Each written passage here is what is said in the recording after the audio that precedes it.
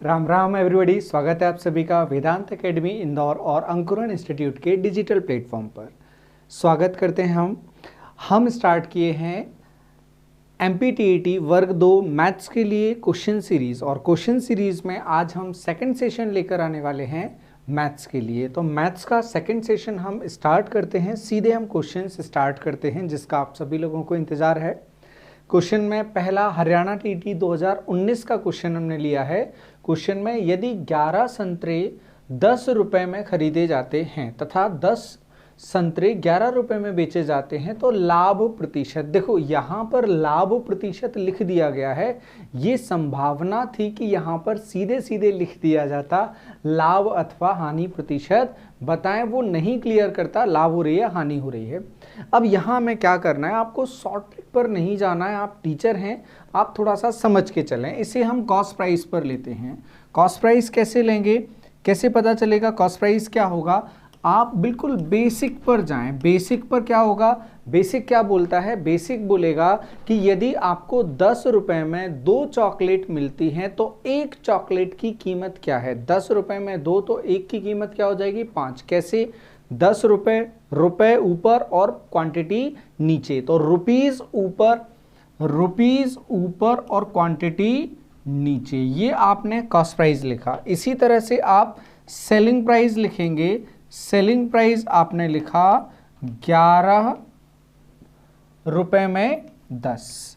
अब ये कंपैरिजन के लायक नहीं है क्योंकि यहां कंपैरिजन नीचे 11 है और यहां 10 है, तो 11 और 10 यदि हट जाएं, ये एक का कॉस्ट प्राइस है, एक का सेलिंग प्राइस है। यदि नीचे से 11 और यहां से 10 हट जाएं तो हमारा काम इजी हो जाएगा। जो प्रॉफिट परसेंट है वो कितनी भी क्वांटिटी के लिए सेम रहता है। तो हम क्या करें, 11 और 10 का एलसीएम होगा 110। हम 110 का कॉस्ट प्राइस लेते हैं और 110 का ही सेलिंग प्राइस लेते हैं। हमने 11 से काटा, ये 10 बार कटेगा तो कॉस्ट प्राइस कितना आ जाएगा? कॉस्ट प्राइस आ जाएगा 100 रुपये। और सेलिंग प्राइस कितना आएगा? 10 से काटेंगे हम 11 बार, 11 11 121 रुपये। अब देखो हमें क्लियर हो रहा है, 100 में खरीदा और 121 में बेचा, तो परसेंट के हिसाब से भी ये बहुत सीधा है। तो परसेंट के हिसाब से सीधा इसका आंसर क्या आ जाएगा? 21%। 21% ये आंसर बनेगा option number B. Simple question है, आप ट्रिक से आप करते हैं बेहतर है, हो जाता है, अच्छी बात है, पर हमारी सलाह ये होगी कि टीचर्स को उस तरह से करना ज़्यादा बेहतर नहीं है। रीजंस कुछ चीज़ों के पता होना चाहिए। x = 1/9, y = -3/4। फिर ये रिलेशन वो पूछ रहा है और ये रिलेशन में पता चल रहा है कहीं ना कहीं 9 का स्क्वायर और ये 4 का स्क्वायर, और साथ में x और y हैं। तो हमें रिलेशन किसका दिख रहा है? हमें रिलेशन दिख रहा है 9x और माइनस का फॉर्मूला है -4y का होल स्क्वायर। देखो क्या होता है, 9x - 4y का होल स्क्वायर सीधे सीधे वहीं लिखा हुआ है। तो पूछा हमसे क्या है? ये पूछा है, इसे ओपन करोगे सीधे वो दिखेगा क्या है? 81x² a² + b² 16y² -2ab। 2ab 2 का गुणा 18 में, 18 का 4 में, 18 चौक 72xy। मतलब जो क्वेश्चन है वो ये है। अब इसमें x और y की वैल्यू हम उठा के एज इट इज डाल देते हैं। क्या मिलता है हमें? हमें मिलेगा 9 × 1/x, और ये y की जगह -3/4 लिखेंगे तो ये हो जाएगा प्लस, तो 4 और y की वैल्यू 3/4। सॉरी, ये 9 आएगा नीचे,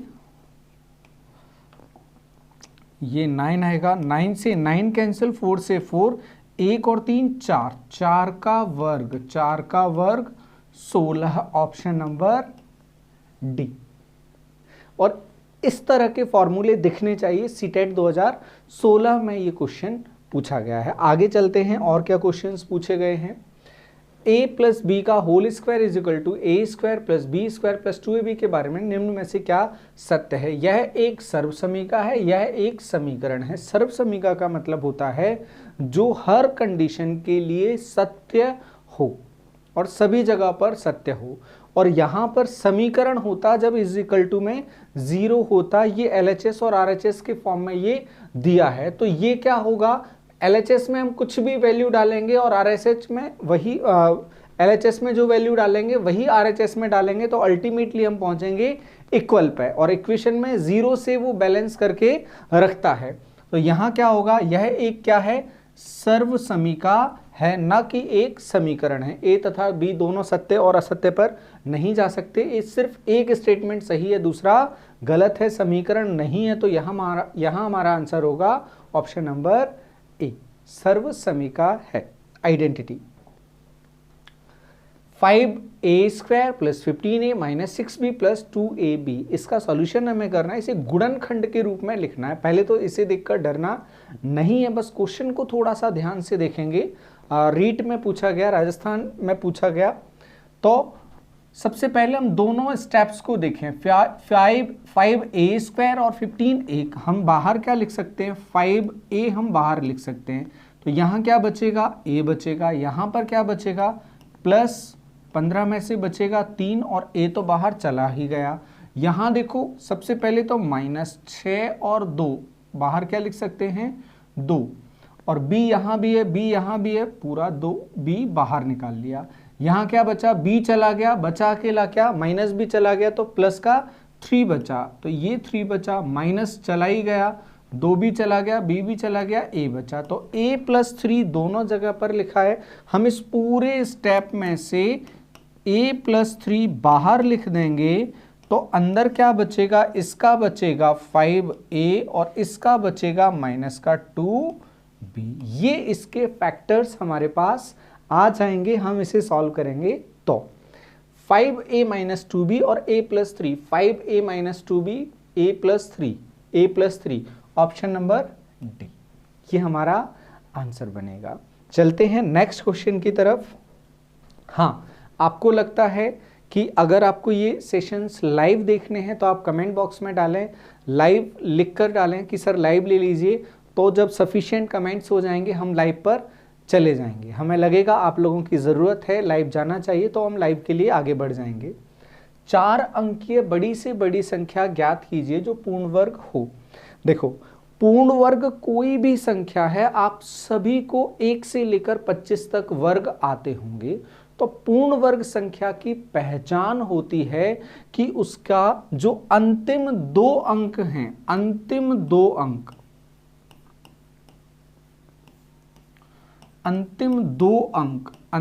2 अंक 1 से 25 के वर्ग में से होते हैं, के वर्ग से होते हैं। जैसे 00 10 के वर्ग में आता है, 99 किसी के वर्ग के आखिरी के 2 अंक नहीं होते। 1 से 25 तक किसी भी संख्या का वर्ग करो, किसी भी वर्ग संख्या में आखिरी में दोनों नहीं आते। ये गलत होगा, ये भी गलत हो जाएगा। 00 आ सकते हैं लेकिन 30 नहीं आ सकते, 30 नहीं आ सकते। 9 आ सकता है, 30 नहीं आ सकते। जो भी आएगा वो पेयर के फॉर्म में आएगा, ये भी गलत हो जाएगा। आंसर होगा हमारा ये 9801, 9801। ठीक, डिजिटल सम अभी हमने पढ़ा नहीं है, तो डिजिटल सम की प्रॉपर्टी हम नहीं बता रहे हैं। 1479 वो प्रॉपर्टी अभी नहीं बता रहे हैं। डिजिटल सम ये जाता है तो वो एक पूर्ण वर्ग संख्या होती है, तो अभी उस पर हमें नहीं जाना है। चलते हैं। फिर भी अगर आप डिजिटल सम कहीं पढ़ें तो जो पूर्ण वर्ग संख्या होती है उसका डिजिटल सम होता है 1479, 1479। जैसे ये है 9 और 9 18, ये 9 और 8 17 और 1 18, 18 मतलब 1 8, 1 8 जोड़ोगे क्या हो जाएगा 9। तो 1479 इस तरह से किसी भी पूर्ण वर्ग संख्या का जो अंकीय योग होता है, डिजिटल सम होता है, वो आता है। जैसे 16 पूर्ण वर्ग संख्या है, डिजिटल सम 7 होगा। 25 एक पूर्ण वर्ग संख्या है, डिजिटल सम 7 होगा। 36 एक पूर्ण वर्ग संख्या है, डिजिटल सम क्या होगा 9। 49 एक पूर्ण वर्ग संख्या है, 4 और 9 13, 13 का मतलब 1 और 4, 1 और 3 4 होगा। 100 का 1 हो जाता है, 81 का 9 हो जाता है, 64 मतलब 10, 10 मतलब 1 0 और 1 0 मतलब 1। तो इस तरह से कोई भी पूर्ण वर्ग संख्या होगी उसका जो डिजिटल सम होगा वो 1479 होता है। तो इन दो चेक से आप जो होल स्क्वायर नंबर है वो बता सकते हैं। मैं कोई जरूरत नहीं है कैलकुलेट करने की। तो उम्मीद है यहां आपको कुछ सीखने को मिला होगा। अब हम चलते हैं, आंसर हमने टिक कर लिया है। कितने समय में 8% वार्षिक ब्याज की दर से साधारण ब्याज मूलधन का 2/5 होगा? 5 रुपए पर 2 रुपए ब्याज मिलेगा। हम प्रतिशत में देख लें कितना, 5 अगर उधार दिया तो 2 ब्याज मिला। परसेंट में देख लेते हैं कितना मिला, 5 से काटा ये 20 बार, कितना परसेंट ब्याज मिला? ब्याज मिला हमें 40%। कितना कितना करके, 8 8 करके। 8 को कितनी, 8 ब्याज कितनी बार लें कि वो 40 पर पहुंच जाए? तो 8 ब्याज ऐसा कितनी साल, x साल, और ये हो जाए 40। तो 8 पंजे 40, तो x बराबर कितना, 5 साल हमें ये ब्याज लेना चाहिए, जिससे ये कहां पहुंच जाएगा, 40% या 2/5 पर पहुंच जाएगा। तो 8 वर्ष मतलब ऑप्शन नंबर ए हमारा आंसर बन जाएगा। अब हम चलें अगले सवाल की तरफ। अगला सवाल क्या बोल रहा है, किसी धन का 2 वर्ष का साधारण ब्याज 500 रुपए मतलब 1 वर्ष का कितना, 250। कोई भी धनराशि थी, 1 वर्ष का 250 और अगले वर्ष का 250, ये साधारण ब्याज होता है। सभी समय पर बराबर उतने ही धन का उतने ही समय एवं उतनी ही दर से चक्रवृद्धि ब्याज 520। चक्रवृद्धि ब्याज क्या होता है, ब्याज पर ब्याज कब से मिलता है, दूसरे साल से। तो इस दूसरे साल में 250 पहले साल, 250 दूसरे साल, ये तो मूल पर मिलेगा ही मिलेगा, लेकिन पहले साल के ब्याज पर ब्याज मिलेगा हमें दूसरे साल। तो इस 250 पर कितना ब्याज मिलेगा हमें, 20 मिलेगा। तो 250 पर ब्याज मिला 20। इससे हमें पता चलेगा कितना इंटरेस्ट लग रहा है। इंटरेस्ट कितना लग रहा है, 20 लग रहा है 250 पर। प्रतिशत में देखते हैं कितना लग रहा है। पहले हमने 0 काट दिया, 25 चौक 100, 4 दूनी 8% वार्षिक के हिसाब से यहां पर ब्याज हमसे लिया जा रहा है। तो 8% पर एनम हमारा आंसर। पिछले वाले में शायद 8% दे रहा था, यहाँ 8% आंसर आ गया। खैर जो भी है, लेकिन क्वेश्चन अलग अलग है। यूपी टेट का क्वेश्चन है 2013 का। उम्मीद है ये भी आपको समझ में आ गया होगा। चलते हैं अब अगला क्वेश्चन। ABC ने एक कार 2080 रुपए में किराए पर ली तथा इसे 14 घंटे, 16 घंटे, 22 घंटे प्रयोग में लिया। C को कितना राशि देना होगा? अब देखो, जो जितना टाइम लेगा, जो जितना यूज करेगा उसे उतना पे करना पड़ेगा। बिल्कुल सीधे सीधे रिलेशन में, इसमें कोई उल्टा रिलेशन नहीं है, सीधा रिलेशन है। तो अब वही रेशियो के हिसाब से भी होगा, उतने अनुपात में पैसा भी देना होगा। तो यहां यूज किस हिसाब से किया, 14 घंटे, 16 घंटे और 22 घंटे। अनुपात देखें कितना, 7:8:11। 7, 8 और 11 को जोड़ोगे, टोटल करोगे, कितना हो जाएगा, 15 और 11 26। 26 को लिया 2080 रुपए। 26 का 2080 किसका पूछ रहा है, सी का। 11 यूनिट निकालना है, तो 1 यूनिट निकालोगे कितना आ जाएगा, 6 से करोगे 8 बार हो जाएगा, मतलब 80 रुपए।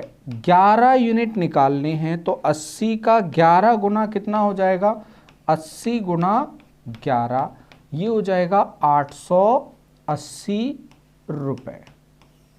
ये आंसर बनेगा 880 रुपए। कहां दे रहा है, ऑप्शन नंबर 1 में ही दे रहा है 880 रुपए। सिर्फ क्या किया, रेशियो निकाला, रेशियो से देखा 1 यूनिट कितना आया, 80 रुपए। 11 यूनिट सी का पार्ट हमें निकालना है, तो सी का पार्ट आ जाएगा 880 रुपए। चले अब आगे।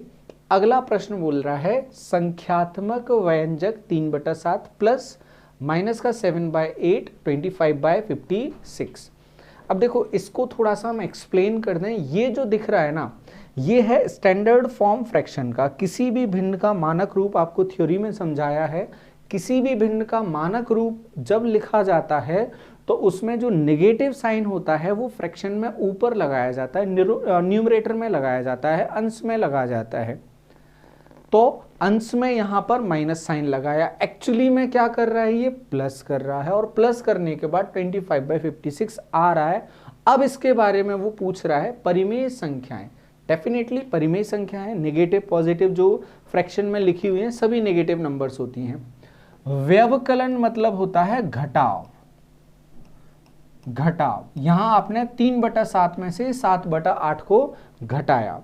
अंतर्गत संवृत्त होती हैं, ऐसा यहां पर दिखाया गया है। तो सबसे पहली बात तो यहां पर घटाव नहीं है, यहां पर योग है।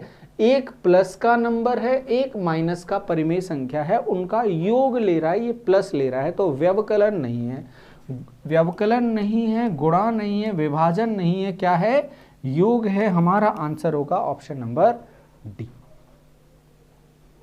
यहां पर योग पूछा गया है तो आंसर ऑप्शन नंबर डी बनेगा। चलते हैं हम अगले क्वेश्चन की तरफ। अगला क्वेश्चन बोल रहा है हमसे, एक परीक्षा में ए को बी से 10% ज्यादा नंबर मिले, बी को सी से 15% ज्यादा नंबर मिले, ए को सी से कितने % ज्यादा नंबर मिले। अब ऐसे क्वेश्चंस में जिसकी सबसे लास्ट में कंपैरिजन की है या जिसकी किसी से कंपैरिजन करके कुछ नहीं बताया है, तो किसके बारे में नहीं बताया, सी के बारे में नहीं बताया। तो सी को आप कुछ भी मान लो, सिंपल सा फिगर कुछ भी मान लो, या तो म्यूचुअल रेशियो निकाल लो, ए बी का और बी सी का निकाल लो, या फिर सी को कुछ भी मान लो। तो सी को अपन ने क्या मान लिया, सी को मान लिया अपन ने 1000।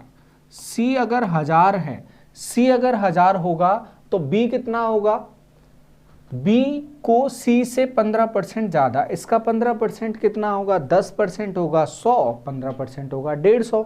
तो बी को कितना मिला 15% ज्यादा, 1150 मिला।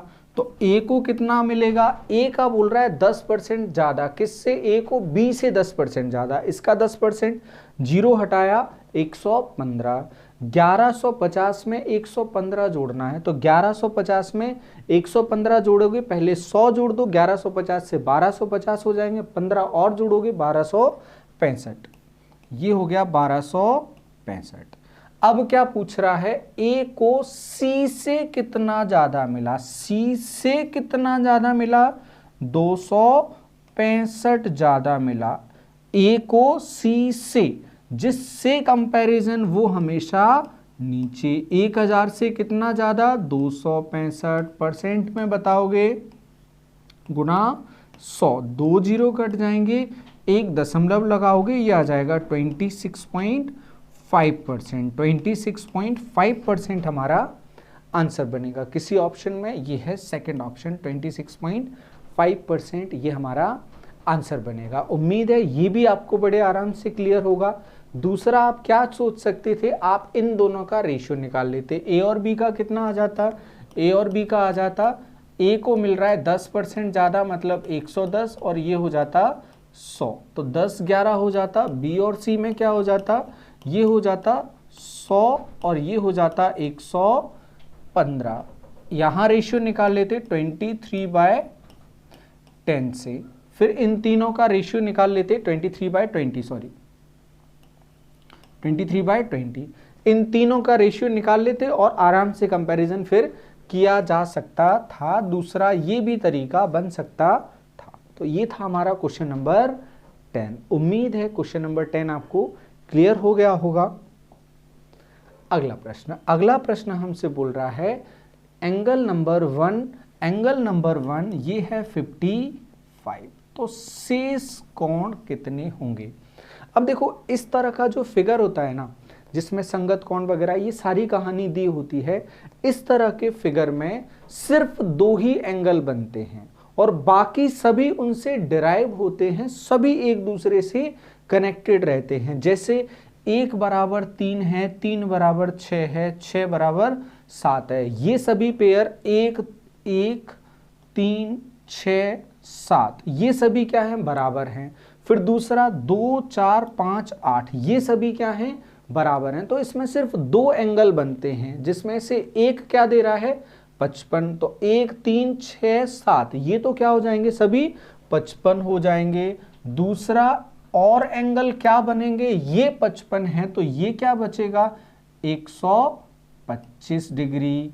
180 टोटल होता है, 180 में से पहले 50 घटा दो 130 बचेंगे, 5 और घटा दो 125 बनेंगे। अब 2 4 5 8 ये सभी क्या हो जाएंगे 125। तो सिर्फ 2 मेजरमेंट इसमें आएंगे 55 और 125। 55 और 125 ऑप्शन नंबर ए में ही हमें दे रहा है, तो 55 और 125 हमारा आंसर बनेगा। उम्मीद है यहां पर इसमें भी आपको कोई कंफ्यूजन नहीं होगा। तो फिर हम अगले सवाल पर चले जाएंगे। अगला सवाल आया, बड़ी फेमस थ्योरम, 10th क्लास में बहुत इंपॉर्टेंट थ्योरम मानी जाती है, पीटी स्क्वायर थ्योरम।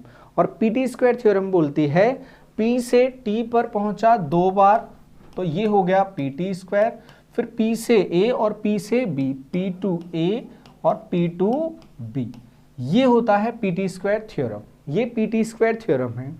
अब इसमें हमें डाटा जो जो गिवन है वो अपन डालेंगे। देखते हैं क्या क्या दे रहा है। पीटी दे रहा है 5, पी ए दे रहा है हमें 3 और ए से बी हमें पूछा जा रहा है।